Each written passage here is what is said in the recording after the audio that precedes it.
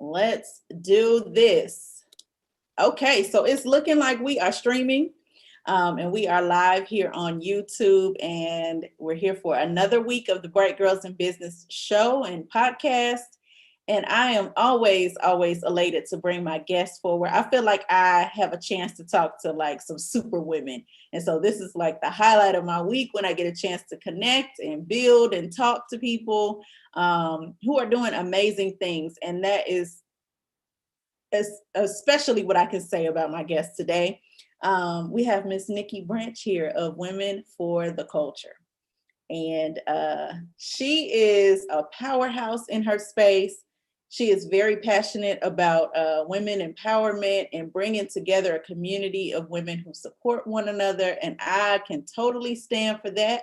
I love it. I love it. Y'all know that women entrepreneurs is my target audience. That's who I love to serve. And so when I've been following her on social media and seeing all the great things that she's putting out there, I'm like, oh my God, I have to connect with her. She is genuine and real, and we're gonna have a real conversation today. So Yes, we are. welcome, welcome. So tell me a little bit about your life. I guess I don't want to say your life, but I guess what you were doing or pursuing before 2018 when you started Women for the Culture, and what kind of led you into this space? Ooh, great question. What was I doing? So I had just had my son, my second son. I have a 13-year-old and I have a 3-year-old. Oh wow. Yes, I know, what a gap. And at the time I was working a 9 to 5, which I still do. Working a 9 to 5. And I was also working for a hair care line, which I still am, always giving her tips and things like that. A hair care line called Hair Credible. So I was working with her for a few years, maybe about 10 or so years. Before that, so kind of her journey, I used to also have a modeling agency back like maybe 10 or 15 years ago. I had a modeling agency, and she was the first model that I had signed at the time. So when that's a long story, but when that went, she started a hair care line because she was losing her hair, and she had just had children, and she developed alopecia. And when she developed it, she kind of was stuck in how to market it. So when she came to me, I remember she had like a superwoman on her bottle and things like that. I said, girl, you cannot be in those stores in the front of somebody's aisle with a superwoman, or, you know what I'm saying? So you got to come at it strong. So I rebranded her whole thing. I did all her social media. And what really made me start Women for the Culture was working with her and telling her story to people, to other out, to have, to be women empowerment and all this other type, yada yada. But when it came down to telling a story of a woman who at the time she had 5 kids, now she has 7, who started, yes, who started a hair care line, literally, by researching. She had no help. It was just me and her. We did it together, and now she's in Target. You know what I'm saying? Why wouldn't you want to see, that's what I was expecting. But why wouldn't you want to tell this young lady's story? Why? Because she doesn't have 10,000 followers. Why? Because she doesn't have a blue check. Why? She's not in the circles and, mingling and rubbing elbows with, the cliques. Like, what is it? I don't understand. Or what? She has to pay you $2 trillion just to tell her story. If you're women empowerment and you want to help your sister, you know what I'm saying? Then you should do that without all of the fluff. So that really annoyed us. So I said, you know what? I remember I was talking to her and I sat at my kitchen table, and that's kind of how I work. I'll think of something and I'll think of the name and I'm running off with it. And that's sort of how that happened. So I thought of just came to me, the kitchen table with her, like, oh, they're gonna call it Women for the Culture. And I think at that time, things weren't as bad as it is now. And people weren't using, the term culture as much. But I just loved it. I love that. I love the fact that, I went and got my little go ahead. You kind of Instagram. lagging a little bit. Hello? Oh, you know what? Let me cut my internet off because it might be bugging up here. Um, so that may be a little bit better. Is that better? I can hear you, but I can't see you. You can't see me? Mm-mm. Oh, no. Oh, can you see There me you now? go. Yes. Okay. All right, perfect. Okay. So I want to lean into what you just said about, Mm-hmm. women having smaller audiences and things like that, and then the cliquishness that there can be around social media, Mm-hmm. especially when you get to a certain level, I guess, Mm-hmm. want to say, and your keen eye and sense to see that there needed to be some attention in this niche of smaller, I guess, micro influencers or up and Mm-hmm. comers and things like that. Because I think so many times people that stories need to be told don't Mm-hmm. get told. Mm-hmm. The people who are actually doing the work and that are actually, doing phenomenal things, they Mm-hmm. don't get the spotlight or whatever. And so I think that that is so phenomenal that you thought to do that and that you actually like put it in place to be intentional about that. Yeah, So absolutely. okay, you get the platform started. Um, what are some of the challenges that you'll say you faced in getting up and started and building the community that you have now? I would say reaching the masses in a sense. So when I first started, it was really difficult for me to build my following. Not really difficult, but it was difficult. It was a challenge. But I was used to, kind of building things from the ground up and making it what it is. So even with my own personal brand. So I'm with Women for the Culture. When I first started, I was black and white. And I was kind of using a whole different aesthetic, which was sort of working. So I'm like, let me switch it up a little bit. So as you go along from the beginning, I've switched it up. So I pay attention to what people like, and what they don't like, and what they like more, what they comment more, what they'll share more, kind of just going that way as far as trying to build my audience. But from the beginning, as the years went on, I really horned in on who to follow, who I knew would like the content that I'm presenting.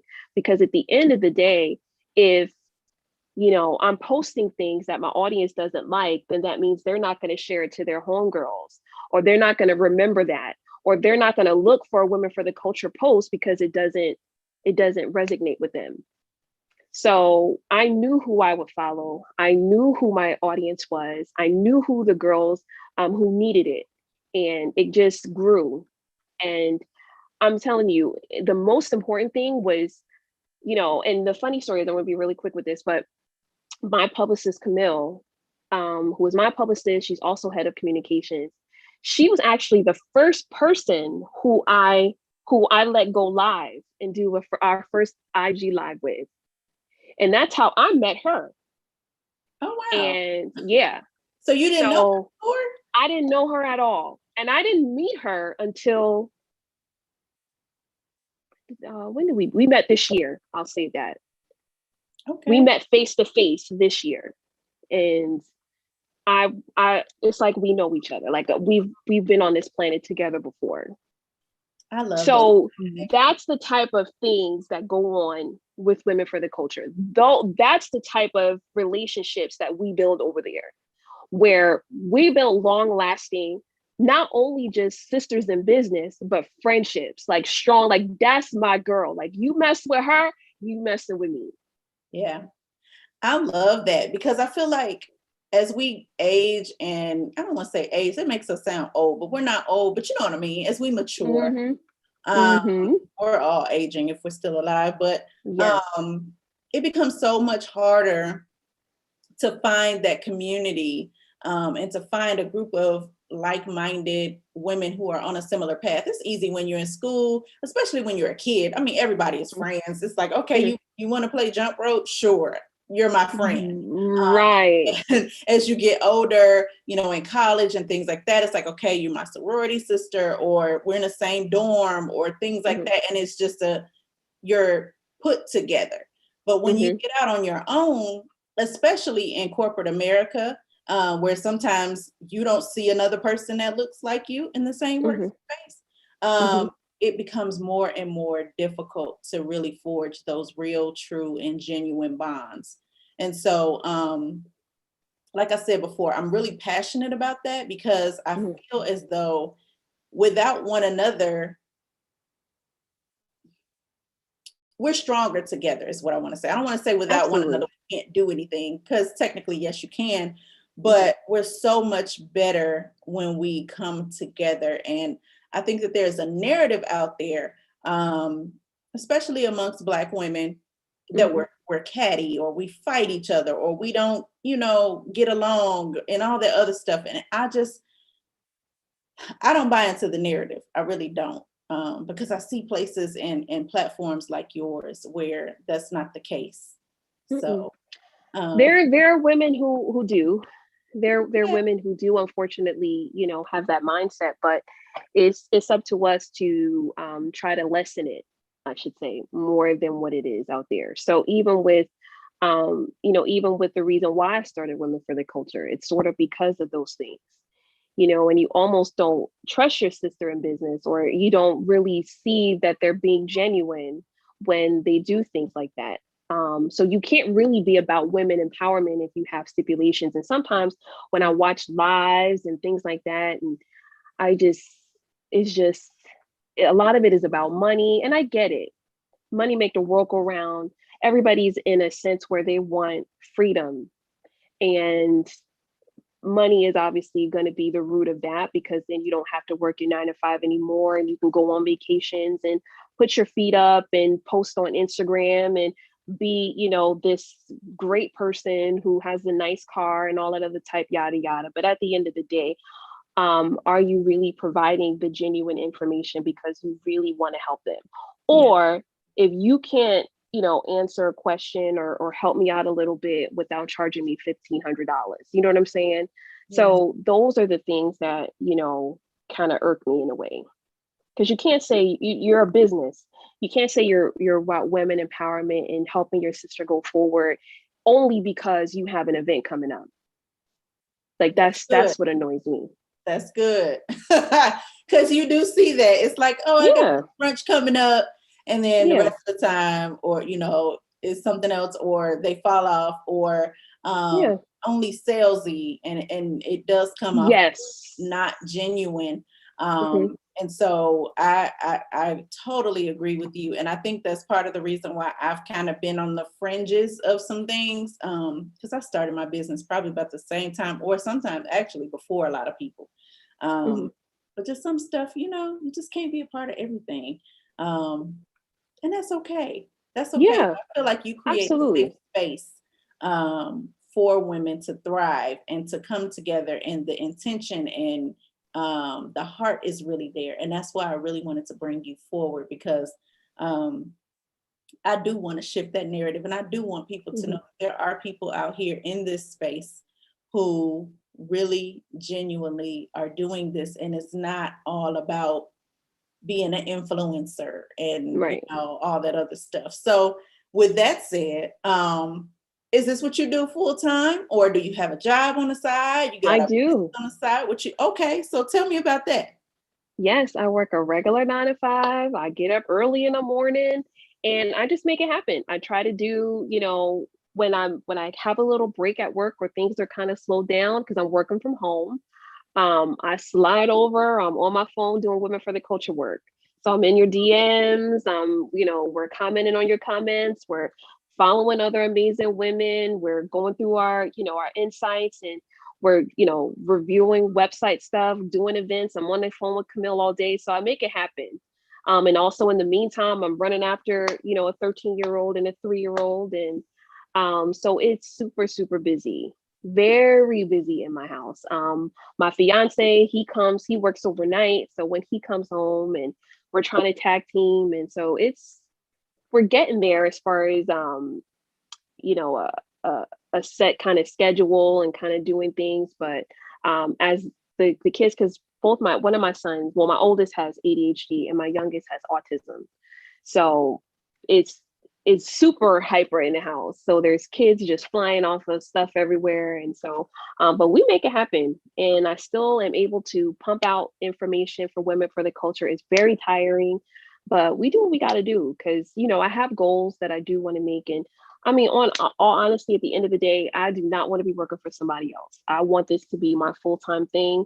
And I want to be able to put 115,000% into Women for the Culture and growing it more and more and building it more and more into, you know, media and all this other good stuff. So that's my goal. I love it. I love it. Well, let me tell you what I love about what you just said. It was a couple things that pricked my ear. But one, you just explained like a full day without Women for the Women for the Culture. Mm-hmm. Like two kids. I mean, boys, period. They're rambunctious. Mm-hmm. Okay. So like Yes. take away Tell me about whatever, you know, diagnosis, they're still going to be rambunctious. Absolutely. And then at two different ends of age. So they have two different needs. Mm-hmm. You told me about a fiance. Mm-hmm. You told me about a job. So you gotta razzle dazzle him a little bit. Yes. And then you told Yes. me about a full-time job.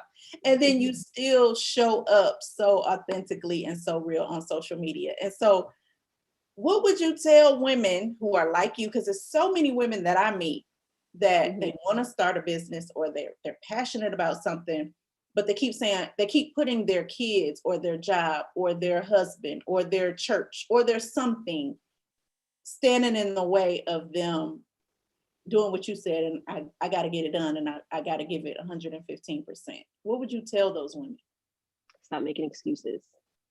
It's an excuse because you can fit it in. Because I know, okay, I get off at 5 o'clock.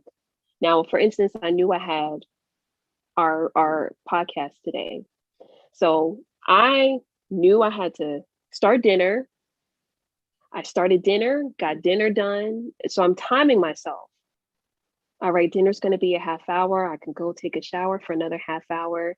I even went on live on Women for the Culture before I even came here to talk about the podcast Oh, and wow. all this. Yeah. So, you know, you can do it, but you just have to be more in control of your schedule. You Mm. have to be more you have to be more involved on what you're doing. Now, I don't write down anything really. I just really started doing the whole phone calendar thing because I have a lot going on now, So you're just to doing where I this need off to the do it. dome. I do it off of the head. So, and now this is including ideas. I didn't even do, honestly, guys, I didn't even do a business plan for Women for the Culture. I just went and I did it. That's just not my thing. When I do something, I'm just going to do it. And it's just off of my brain. I love So I'm not saying for you to do it because it's very stressful and you forget. But thank God too, I have Camille. So she's like, oh, you know, reminding me of things and she helps me. So, but guys, if you kind of know your day and you say, okay, I have a podcast or I want to take 15, 20 minutes to maybe follow some people that I know that are in my audience. You want to not waste time in doing things that's not going to help your business to grow because then all it's going to do is waste days and then you're going to get discouraged. So start to follow people who are going to really take advantage of what you're doing and who's going to really be interested. Then you want to work on your own personal brand and start connecting with other women on how you guys can connect it by how you can tell your story. I think that's really also going to help you grow is by sharing your story more, connecting with other women and doing it vice versa. So it's not all about you. So bringing them on your platform and, you know, you guys kind of do that. That'll work. Getting a team even, you know, maybe you and another girl, just like it's just me and Camille and our writers. It's just us. And in the beginning, it was just me, but you can definitely make it happen. If that's something you want to do, you can do it. I love it. I love it. That's definitely my advice all the time because I hear it so much and I'm not a Mm-hmm. mom. So I sometimes feel guilty for telling people that. But I went to a E Women Network luncheon a couple years ago, And a lady said something that it struck my ear because it was something that I hadn't heard a woman and a mother say ever. But it made so much sense. And she said similar to what you said about, making sure that you take control of your day. But she was like, if you have kids, you have to train them how to respect what you do. And she was Absolutely. like, you have to, just like compartmentalize other things in your life and you make sure that they work in harmony. Like if you're working from home and your kids are running around and this and that, like you have to teach them, okay, if this door is closed, that means mommy is working. So you need to do, Absolutely. and things like that. And so it creates an environment for you to thrive in, instead of you always feeling like, oh, I can't do this and I can't do that and I can't, and like you said, making those excuses to not move forward. So I appreciate that for real, because I needed somebody else to say it that's a mom that's actually doing this. Yeah. So I don't have to feel bad. Right. I got you. Yeah, because they're So like, girl, what you know about that? But that's why I don't say it. In my mind, I'm thinking it because I'm like, girl, you can do something, like even if it's just 30 minutes of like intentional time after the kids go to sleep or whatever, like you can put get them on a schedule. Stop. done. Don't have them running all late. Like my oldest is in bed. He knows when I say I got a podcast, he knows to keep the baby downstairs. And, so he helps out a lot. And keep him, like my youngest, he's in bed by 8:30, 9 o'clock. And it is still, even in between that time, I still have time for me. So when I get off of work, like yesterday when I got off work, I had nothing to do. So everybody goes upstairs. I need my time. They know when I get off, this is quiet time for mama. I'm going to watch me a show, Married with Children, whatever I love to watch. And I'm going to put my feet up and kick it for a while. Or I'll go and I'll do work. So I've learned to take breaks for myself, because for years, I went every day, all day. So I would get off work and I would literally just slide over, because I have 2 desks at the end of my living room. And I would literally just slide over to my Women for the Culture desk per se, and I will work until 11 o'clock, 12 o'clock, 1 o'clock. But I said I have to stop doing that. Yeah. So now I take that time. So don't forget about that, because that's important too. So, still fit time for yourself so you can have a mental break.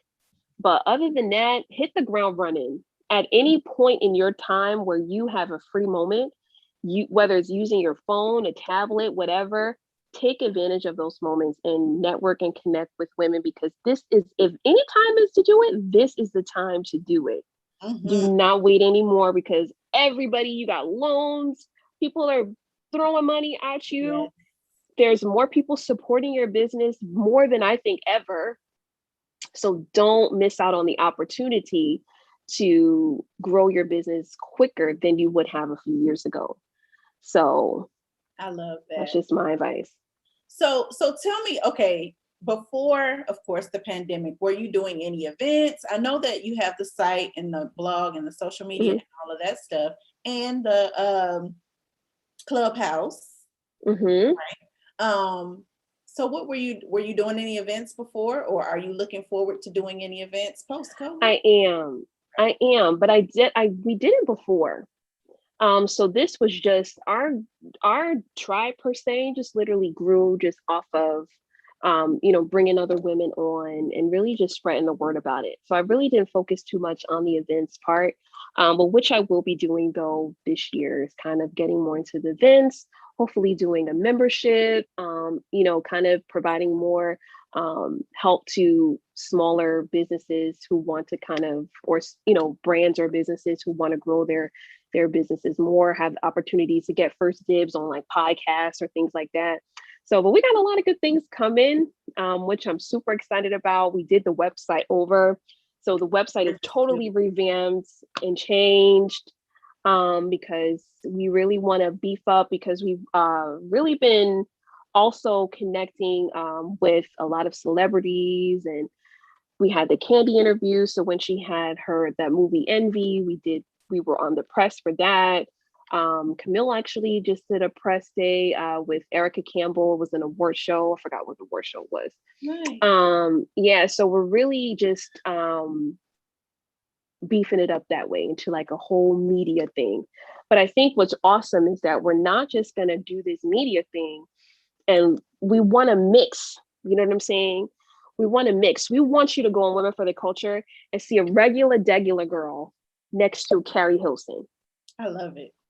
You know what I'm saying? So Because we're all the same. They're just at a higher level than you are.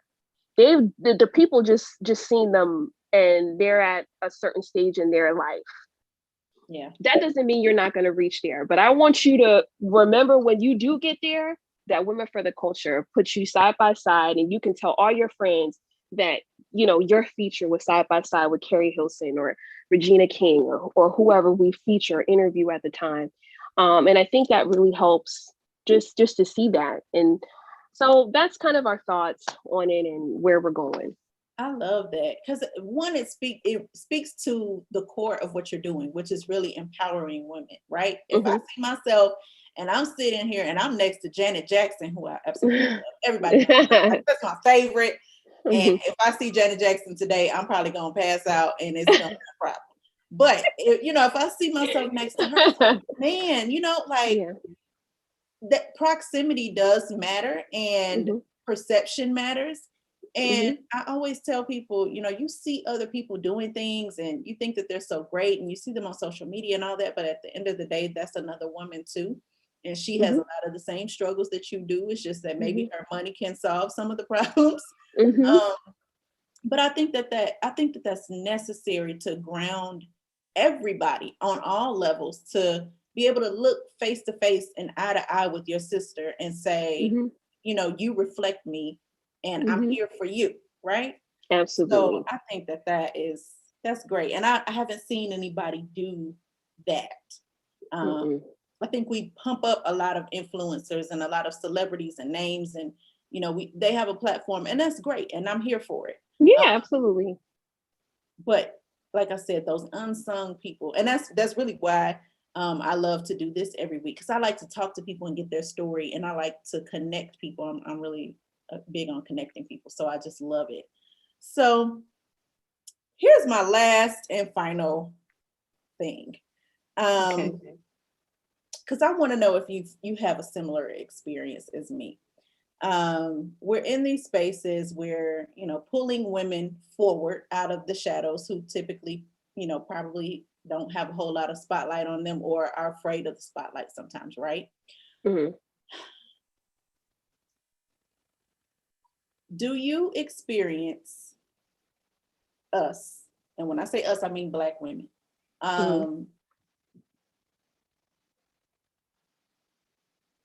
backseat? That's my first question. And my second can you say it again, because it froze real quick? I said, do you see us shrinking back and taking the back seat a lot on purpose, like we're purposely doing it? And if so, how do you coax women out of that to step into the light and out of the shadows? Great question. Yes, all the time. I was that person. I think what really helped me was having Camille and having strong people who push me and who actually helps me realize that my story is worth being told. So even if you don't have a circle or you don't have women to root you on, you can always go to Women for the Culture. But if by chance you do not, you have to, put that into yourself, because really we're telling ourselves that we can't do it. I've told myself my story wasn't worth being told for over 10 years. And I've done some amazing things. I've worked with 50 Cent, I worked with G Unit, I worked with Yandy. I did all of this during my modeling, and you would have never known that. You know what I'm saying? Like, my work for Hair Credible, literally off of Canva, my work is on Target.com with under Hair Credible. So if you go there, those designs for Hair Credible are mine. Wow. So there's so many things that we can share that we just don't, because we feel like it's not worthy enough. So I was definitely that person. It took a really long time, and it was pulling teeth, and it's not very easy. But my advice is to keep practicing with yourself, keep pushing yourself, keep connecting with women, even if it's through the DMs, or even if it's just slowly and gradually going to events. I remember I went to an event for Renee. She had forgot what that movie was. but it was a movie she had that's on Netflix. But I went to it and I went to the event and I was like super myself up, like, yeah, I'm gonna go and I'm gonna talk to these girls and I'm gonna network and let them know I'm Nikki for the culture and all this. And I went there and didn't talk to a soul. I felt so intimidated. I felt like they're gonna be like, who the hell is this? You know, so and I just didn't say anything. And I was like, I gotta cut it out. You know, so definitely you can do this. You can be right here, but you just have to just keep telling yourself, my story is worth being told, no matter how small or large. Over at Women for the Culture, we had, just women who have never been on, like the girl we did our Saved Women, she did our first book club yesterday. That was the first time she's ever been on live. That's, you have to take the leap. And that was again because of Camille. You know what I'm saying? Like she. I need to know Camille. Look, Camille sounds like she can move in a shaker. Hey, girl. Yeah, Camille out Camille. here. Okay, she probably is watching, but Montage PR. She's in the in our bio on Women for the Culture. Definitely click and get to know her because she's out here. Those girls had about a few minutes of a conversation about how Camille, pushed them to go on live and do things. And so she's amazing. But that's what you need. And now those girls were comfortable. So you need a real circle of real women or woman or whoever, family member, cousin, friend, next door neighbor, whoever, or just yourself. And you really just have to believe in what you have. Know your business, know your brand first before you just go spewing out stuff. You don't want to sound silly because you want people to take you seriously. Because there's a lot of people out here who know their business, they know their due, and some might even challenge you on it. So, they will. Yeah. Okay. So be comfortable, be strong in whatever business you decide to go in, and stick your ground. Don't change whoever you are to get to wherever you want to go. You'll get there when the time is right. So take your time into it.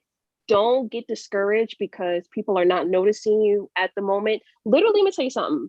We reached 10,000 recently, and a whole slew of people are now interested. And me and Camille have this conversation all the time. Like, damn, how crazy is that?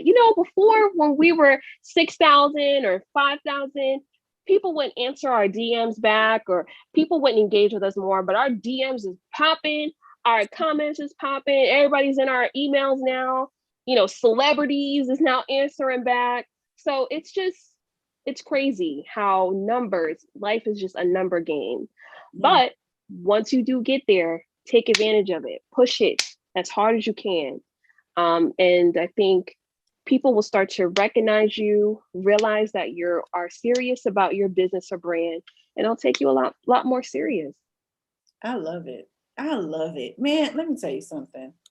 I enjoy your energy. So as we close out, I'm gonna tell this story. It's a brief one, it ain't a long one, but like I said earlier, Nikki and I, we met on social media. Until today, we've never saw each other face to face. We see each other's pictures, of course, on social media, but we hopped on the phone one day and we had kind of gone back and forth a little bit, like, can you get on the phone? Can you get on the phone? It took us a little minute, but we finally got it together. And we got on the phone and I could hear her heart through the conversation. And just how open and genuine you were on the phone, it let me know, like, you're somebody I have to, I have to keep in my little, pocket. Yes, absolutely. Because you were just, you don't find that a lot where you talk to people and you look up to people. You're somebody, I've been following you for a while. I'm like, man, I'm watching this and it's like, great. And then they actually like connect with you when you DM them and stuff like that. Like, that's huge to me. And that speaks volumes of your character and of your heart. And I wanted to say that to you publicly because it really did like impress me. And it takes a lot to really impress me. So thank you. Thank you so much. Yeah, absolutely. I really appreciate that. I really do. That makes me feel good. And that's always what I want to be, is as real as I can. I want to help as many people as I can because we all are here. And I still think I'm here, no matter how some people may see me pop in their lives and stuff, but they're like, oh my God, it's Nikki. I'm like, I'm just like you, girl. Yeah, but I'm still on the come up. You somebody. Yeah. See, and I'm in that mindset and I want to stay there because I Yeah. don't want to feel like I'm no higher than anybody else because we all have started from here and we're all trying to get here together. You know what I'm saying? So I just really appreciate you for that because that makes me feel all warm and fuzzy because that's the experience I want people to have when they engage with me and they engage with Women for the Culture, that I'm being as genuine as possible and you don't feel no frizz or fluff or, artificial in me because that's not who I am. Yeah, I love it. So I thank you for that. You're welcome. You're welcome. Your mission is realized. So, so tell the people, how can they connect with you? How can they become a part of the tribe? What do you need people to do and how to plug in? All that good stuff. Tell us. Oh boy. So right now I'm in jail on Instagram. So I found that How out did you today. get in Instagram jail? What? Instagram. Until the 10th. Until the 10th, I'm in jail. But you can still follow me at Nikki for the Culture. Or you can also email us as well. My email is in my bio. Also, you can follow Women for the Culture because that's where I'll be hanging out, I guess, for the next week is Instagram. So I'm going to go live more because the people rarely see my face on there because I'm always just doing behind scenes stuff. So again, as I'm growing, and kind of getting more comfortable, you'll be seeing me a lot more because I was super nervous to go on lives and just showing the people who I am. I don't know why I'm so weird. I was like that for so long, and then one day I just was like, "Bump it! I'm about to press the camera." Like, yeah, see, you just have to do it. So I definitely want to go on more because I do want to engage with the audience, my audience more, so they know who I am, and because they probably wouldn't even know me if I walked past them, they wouldn't know who I was. And I for a few years I liked it like that. You know what I'm saying? I like people just not knowing. And it was the same thing with my modeling agency. People didn't know who I was. I was like, what's that, Carmen San Diego? Like I'll be in the clubs, we did like club runs and things like that. And they're like, oh, you Nikki? And I'm like, yes, so it's just really weird. So we're gonna get better with that. And but other than that, you guys can also follow us on all streaming platforms for our podcast. Again, we'll be dropping season 3 and also some really great other surprises. You can listen to season 2 now where we have Bevy Smith. We have, who else do we have? Gosh, she interviews so many people. Because Camilla's the host, Montage PR. Yeah, she's the host of the podcast. And that's we're going to be doing season 3 for that. Also, you can always hit us up at media@Women for the Culture if you want to be on our next Women to Watch. You have something that you're dropping. If you want to be a coach or you want to promote your business in any way, you want to be a feature on womenfortheculture.com, you can always hit us up there. You can always hit us up in the DMs. We are always answering. And other than that, that's pretty much it. All right. Well, y'all know now, listen, if you are a woman, and you don't necessarily have to be a woman entrepreneur, but if you are a woman that's on the move and you know that you need to tap into a movement, then you need to tap into this one because it is real. And it's everything that we said it is. I promise you that. Yes. And y'all know I don't send you off. So ooh, that's right. Yeah, I ain't sending nobody. I don't have time to okay. I'm not recommending nothing I don't believe in, okay? That's my thing, because as a marketer, I have to believe in the stuff that I take on and the clients that I take on. I'm absolutely. Like, I can't get behind this one. So yeah, y'all absolutely. know if I say it, it's solid. So absolutely. Thank you so much for joining. I'm just excited to have you here. Glad to be able to have this conversation and absolutely. to just really project the need for us as women, and especially Black women, to love one another, to reflect one another, and to come together in this space. So thank you for that. Thank you for spending your time. I know you could be with your babies. Gave Absolutely. me a They're little bit of okay. your time. So Yes, I appreciate you so much. Thank you so much for giving me an opportunity to once again tell my story and just really, hopefully, I touch somebody. Guys, definitely, please don't be shy. Hit us up. We would love, love, love to have you. there you have it, y'all. It's been another week and another episode of the Bright Girls in Business show. Y'all know we are here every Monday at 6 p.m. Hmm. So y'all need to go ahead and smack that button to subscribe and make sure that the bell is clicked too so that you get the notifications when we go live so that you don't miss us. Next week, we'll be back with a whole nother entrepreneur here to tell you about what she's doing and to empower you to take action on your vision and your mission too. So until next time.